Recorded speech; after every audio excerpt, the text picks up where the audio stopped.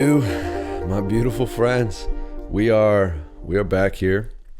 We are on our third lesson. Now this is week 3 of this program, although I don't know what order you'll be listening to this, but that's how I'm recording this. So we're just gonna hop right on here in here. So let's take a sec to refresh. So week 1, lesson 1 was really all about the overall kind of mythical journey, just the kind of the big overview of what we're getting into and kind of taking the call to adventure and how that relates to the mythical story that is so prevalent in so many areas of our lives and of our culture, of our world, of our religions, of our mythology, and that's the hero's journey. And that's something that I've found more and more that is present on an individual level, but also at a collective level. These kind of, and one definition of a myth is something that has never happened but is happening all the time. Another definition that I heard is a myth is a story that tells itself. So it's these things that have been playing out, since this really just time, since this whole entire experience. Because like the concept of the macrocosm being a representation of the microcosm, or as above, so below, as within, so without. So in that sense, you can find the basis of this entire experience present in the smallest of stories, the smallest of human experiences, because this is all it's a fractal holographic universe. And what I mean by that is simply that, fractal just means that, and holographic really means that within each tiny little piece contains the essence of the whole, like an ocean. Each drop of the ocean is the ocean, and simultaneously is its own ocean in itself. And that's why Rumi says, you are not the ocean, you are not a drop in the ocean, you are an ocean in a drop. And I think both are true. You are a drop in the ocean, and you are also an ocean in a drop. Okay, so the first lesson was really all just kind of getting clear on where we're heading, and ultimately making a decision, just saying yes to yourself, taking the call. Remember, taking the call to adventure and initiating your own hero's journey. Because like all of these stories, all of these different experiences, and really our own individual unique genius is just laying there waiting to be expressed, waiting to be accessed. And so it's up to us as an individual, because again, nobody, like, we have this free will. Like, nobody's going to sit here and make you do anything. And that's not my job to sit here and tell you that you should be doing anything, or that I'm trying to make you do anything. It's just giving you the awareness and helping you to see that you have the capacity to make the choice to start. All right. And that's step 1. That's lesson 1. And like the way that I'm designing each one of these lessons is ideally meant to be very sequential, and how everything kind of pieces together step by step. And really it's kind of this, the image that continues to come to my mind is this upward evolving and kind of, downward involving. It's simultaneous, but the spiral of evolution, in the sense that, we get to different levels, but we may find ourselves revisiting the same kinds of themes, the same kinds of things at each level, but just at a different level or from a different vantage point. So we might revisit the same kinds of concepts, but because we're at kind of the next rung of the ladder, so to speak, you've kind of developed more of an understanding of the things below, which then allows us to get deeper into what may seem like the same concept, but just another layer of that concept. And you'll see more and more of this as we continue to go, but just wanted to bring that to your awareness, because I often will, repeat myself and repeat different ideas a lot of different times. And that's really, it's intentional. Okay. So that was lesson 1, making the decision and the overview of the journey. Lesson 2 is all about showing you what your potential and helping you to come to the realization of what your potential really is. Because so many times we hold ourselves back by the potential that we believe ourselves to have. If you only believe that you're capable of so much, and there's a certain ceiling to what you can do and what you think is possible for yourself, because you have certain beliefs about just what you think reality is and what you think is possible in general, let alone for yourself. If you have certain beliefs around that, you're going to take actions that are part of that belief, that are in line with that belief of what you think your potential is. And then those actions are going to lead to results. And, if you watch the video lesson, I made a chart of this, which I got from Tony Robbins, from studying Tony Robbins, one of his concepts. But based on the actions that you take, you'll get certain results. And then those results will ultimately end up reinforcing your beliefs, which then ultimately will move back into what you feel like your potential is. And so once you see that your potential is really just limitless, like there's no limit on what your potential is, then you can give yourself permission to take action in accordance with that belief, in line with that belief of what you believe your potential to be. Okay? There it is. All right, I'm going to take a little sip here. I got some yerba mate. I've been kind of cycling through, rotating, which getting into like a rotation diet is something I'm excited to get into. As we continue to build this out, we'll kind of get deeper and deeper into more of the like day-to-day practical things. But right now we've got to build this foundation so that we can build these systems on top of, because obviously if you don't have a solid foundation, then I could give you all of the very practical like tools and the tips and the kind of the methods and the technologies and all of those different things. But if you don't have the solid foundation, you're not going to have really a basis to support all of the tools. Okay. There it is. But yeah, I've been like rotating between coffee, yerba mate, and black tea.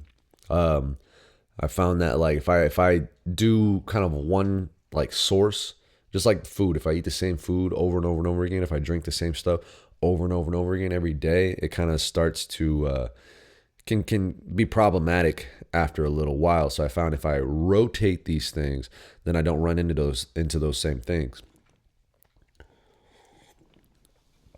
So yeah, we're on yerba mate today. Okay, so lesson 2 is all about realizing that your potential is fundamentally limitless. And because your potential is fundamentally limitless, you, because of the power of your free will, because of the power of choice, you have the capability, the ability to align how you perceive yourself, the stories that you tell yourself, the beliefs that you hold about yourself. You have the capability to align that to that infinite potential. And so if you see yourself as having infinite potential, as having unlimited potential, then you can take action in accordance with that belief. And the kind of the culmination of that lesson was really to, once you have given yourself the ability to think limitlessly, because that is in line with your potential. Once you have given yourself that capability and, kind of really express the courage to allow yourself to think that big, to give yourself that much freedom and how you want to design your life. Once you've done that, then you can start to really create this vision for what you want. Okay. And that's ultimately one of the first big steps. And again, like, we're going to keep revisiting and like building upon this. But at kind of this first level, that's one of the first big steps, is you need to decide where you're going. Because if you don't have, if you're looking at a map, it's like there's two things that you need to know in reference to the map to really make use of the map. You need to know where you are, and you need to know where you are going. And so right now we are in this process of really defining what our destination is. And, in some regards, on the first lesson, we kind of talked about where we're starting at in our lives right now.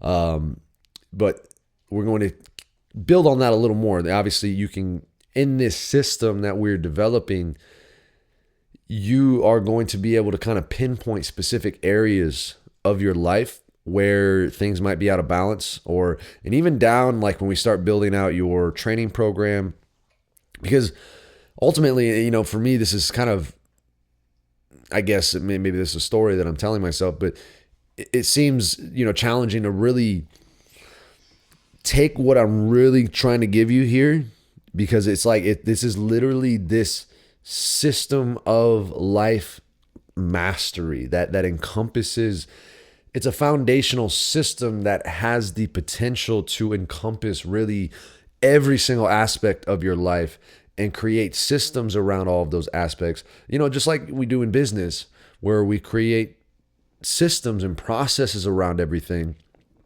that ultimately allows us to really, accelerate and to really move and to really grow and to really realize our full potential and realize the level of freedom that is bestowed upon us, that we just have to align ourselves with. That's really what this is all boiling down into. So this is like a step-by-step process to developing that system. So, we're going to be getting into a lot of different elements, but we're going to do this in a systematic order, like a systematized way. Because if I just threw everything at you, then you're not going to know what to do with it. So I want to kind of take you step by step through this process. Okay. So yeah. So just again, quick recap.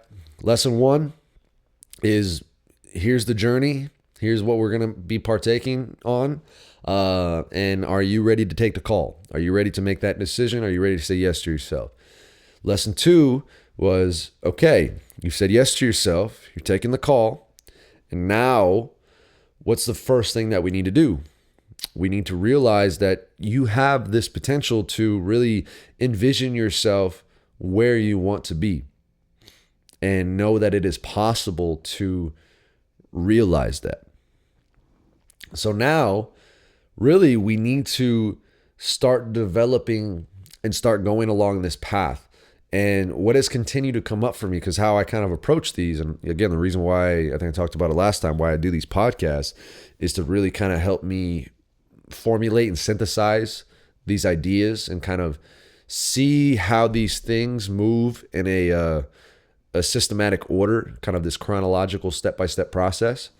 And what has come through for me for this week is, the next step is you have to find your weapon. Honestly, you have to define for yourself what your weapon is going to be to navigate the terrain to start to move you to where you want to go. It's kind of like literally, if you think of a video game where you're starting out, like level 1 is kind of just a tutorial. Like here's how to play the game. Here's how to move back and forth. Here's how to jump.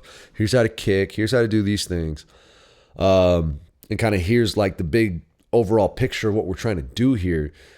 And then lesson 2 was realizing like you can play this game however you want to play. There's like this, there's the only limit to the possibilities of how you play this game are the limits that you place upon yourself. Okay. So now lesson 3 is like, we need to start moving now. And so we need to start playing the game. And so just like in a video game, how you kind of have, you like start out with, all right, you got a stick that this is your tool now that you're going to, do what you got to do with. Like, you got to make a fire, you got to beat some dude's ass, like whatever that looks like. This is your stick. This is your first weapon that you are given to master. And this weapon, if you master this weapon, it is going to provide you with the skills to move on to more advanced, more effective tools, more effective weapons. You can I kind of interchange those because I'm not always referring about like, trying to beat somebody. Because part of this game isn't necessarily trying to win in the sense that you are beating everybody else and therefore you win. The whole point of this game is really to create a situation in which you just get to keep on playing, because the point of the game is to play the game. Okay? So that's why we're really not in a rush here. We're cruising. We're going to take our time. We're going to do this shit right, okay? So you need a weapon. You need a tool to navigate with, okay? And this, you can kind of look at it as your car, whatever kind of tool that is. But either way, you need something, okay? You need some kind of help. You need some kind of assistance. And for me, this all comes down to doing something that you love to do, okay? And it really doesn't matter what that thing is. For me, I have found, because the way that you can also start to think about this, and this will kind of give you, plant a seed for the direction that we're moving to, is ideally, if you can find a tool that is also aligned with something that's going to, help you be better in some fundamental way. So as an example, like the thing that I fell in love with truly was lifting weights, like the barbell. And it just so happens that, weightlifting is also a really good way to stay in shape and to keep my physical body healthy. So I kind of was able to, in a sense, kill 2 birds with 1 stone. And I'm a big fucking fan. I'm a big fan of killing as many birds as you can with the least amount of stones.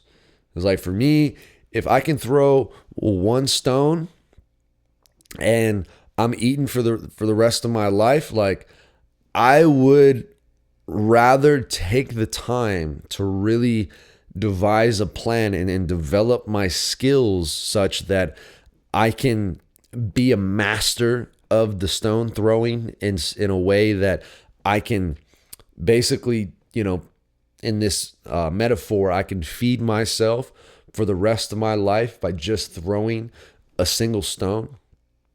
I would much rather do that than trying to, every single time I got to eat, I got to like go find a new stone. I got to throw another stone. I got to throw another stone. Okay. Just as a metaphor. So as you're thinking about these things, because, for the purposes of this system that we're building, like, we need to really hone in on specifics. And it might feel limiting at first, and it might feel a little bit rigid at first as we kind of build these things out. But ultimately, it is what is going to provide you with the freedom that you're looking for. And you gotta trust this process. I'm putting myself in the kind of the trustee position here. You are the beneficiary, or I'm just putting myself in this kind of mentor coach position. And all I ask is just to trust in this process. Again, if you feel even called to go on this journey, because you can do what the fuck you want, bro. So, but if you're coming along here, you've got to trust, okay? So what we got to do is you need to pinpoint one thing. Like, and a way to look at this is like, because I had you write out your perfect day, and you might already know exactly what this is. You might already, like, this moment I started talking about, like doing what you love, it might have already just popped up into your head. But for a lot of people, it might not, and that's okay. We're all in kind of different places here. But ideally, what is the one thing that, if you could just do this one thing for the rest of your life, then you would feel, fulfilled. You would feel happy. You'd feel like you're kind of doing what you're supposed to be doing. And who knows, maybe that is weightlifting. I'd imagine if you're, connecting with me, then you might have a background in that, and we might kind of relate in that manner. And to be quite honest, a lot of what we're building out and a lot of this system is, it can be tailored to fit a lot of different circumstances, but it is optimized for the weightlifting athlete, because that's what I know. Okay. And so I'm not trying to like go into realms I don't know. I'm not going to sit here and try to teach you how to sew if I've never sewn anything in my life. Okay. So whatever that thing is for you, whether it's weightlifting, whether it's playing basketball, whether it's underwater basket weaving, whether it's water polo, whether it's chess, whether it's, just talking to people, and that's why we talked about potential, because a lot of times we will limit our dreams based on our ideas of what we think that we should be doing, or what is kind of the respectable thing to be doing, the acceptable thing to be doing. And so, we say as soon as we have an idea, we'll shut ourselves down because we're like, oh no, I couldn't do that. Or, oh, that's not going to make any money. Or, nobody's going to, like me if I did that. Or, whatever number of stories pop into our heads. And we just have to realize that when you do what you love to do, and this is why this is such a key point here in this beginning stage of this journey. When you do what you love to do, you are more willing to face the challenges that are inherent in any kind of meaningful endeavor. You're more willing, and again, that's why we said we need your tool.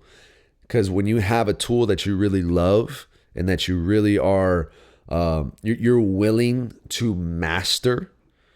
Because if you love to cook, you are willing to put in the time and the effort and invest the resources that is required to really hone in on that craft. And because you love it to do it, you have a passion for it, you might already have